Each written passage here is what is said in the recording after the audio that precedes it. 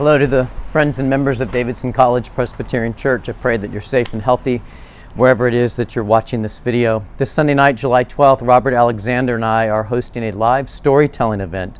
The Dove, we're calling it, based on that symbol for the Holy Spirit, a little takeoff from the live storytelling movement called the Moth. You can find out more about that live storytelling organization at themoth.org.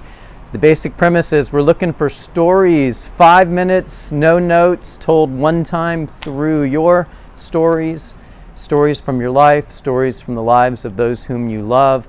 The theme for this Sunday night is lessons learned. Could be about COVID-19 and pandemic, could be about race, could be about life in general. You don't have to be a professional storyteller. You don't have to be a raconteur who sits on the porch in the rocking chair and enthralls the local community. We all have stories. We all are stories. We are connected to the story of God, the Word made flesh. And we know that you have lessons learned that can be a blessing to others. So I hope that you'll contact Robert or me to let us know that you want to tell one of the stories. We'll let you be able to join us by Zoom. And then we will live stream Zoom to our YouTube channel for those who aren't actually telling the stories. And if nobody signs up, Robert and I each have to have, 6 stories. And I don't think you want to hear 6 stories each from Robert Alexander and Peter Henry. So today I'm going to tell one of my stories. These aren't my notes. This is my timer. You all know it's important that ministers be held accountable to their time limits. So here we go, friends. One of my offerings to you about lessons learned. When I was in college at the University of Illinois, Champaign-Urbana, I took my 1984 diesel 5-speed manual transmission Ford Tempo and drove from Champaign-Urbana over to Bloomington, Indiana to see my good friend David Bryson. He and I had grown up in Wheaton, Illinois together, both members of the same Boy Scout troop. Remember one time David was late for the Memorial Day parade that was a basic requirement of our scout troop. So our scoutmaster Jeff Jeffers sent me over to Dave's house where I rousted Dave out of bed, made him get on his clothes. I watched him get out in his pajamas, stuffed his Boy Scout uniform at him, and marched him off to the parade. David and I had a wonderful relationship. So I went to visit David. He was a senior in Bloomington, Indiana. Had a wonderful night out together. We walked one of his friends home, a young woman, and as we were walking back across campus, this is probably honestly about 12:30, 1 o'clock at night. And mind you, I did not tell my parents that I was driving over to Bloomington, Indiana. As we're walking across campus, a campus, by the way, that over the last few weeks had seen a spate of arson attacks. I can't quite remember exactly how much damage. My memory tells me hundreds of thousands of dollars, probably tens of thousands of dollars of damage from arson attacks. And as we're walking across campus, David Bryson and me, someone calls out, "Hey, you two, stop." And we look behind us and there's someone in a uniform, someone in a position of authority.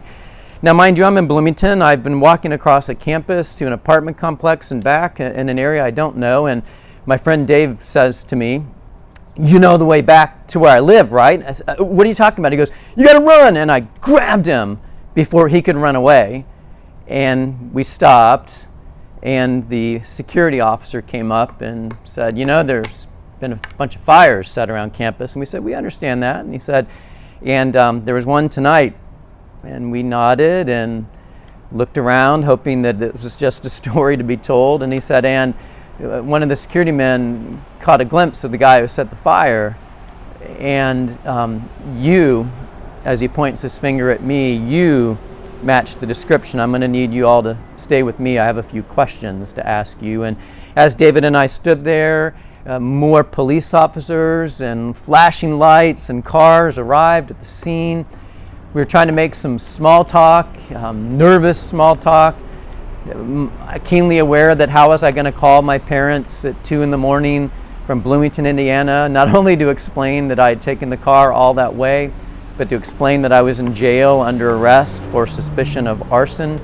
And as we are making this small talk with this officer, and then we begin to get a few more questions about where we've been and what we're doing, David nervously says to the police officer, no longer security, mind you, now a local police officer, David says to the man, you know Commander so-and-so, don't you? And the police officer says, yes, I know Commander so-and-so. He is my commanding officer. And David says to him, well, you know, I know Commander so-and-so's daughter. She and I have spent some time together in the last couple of years.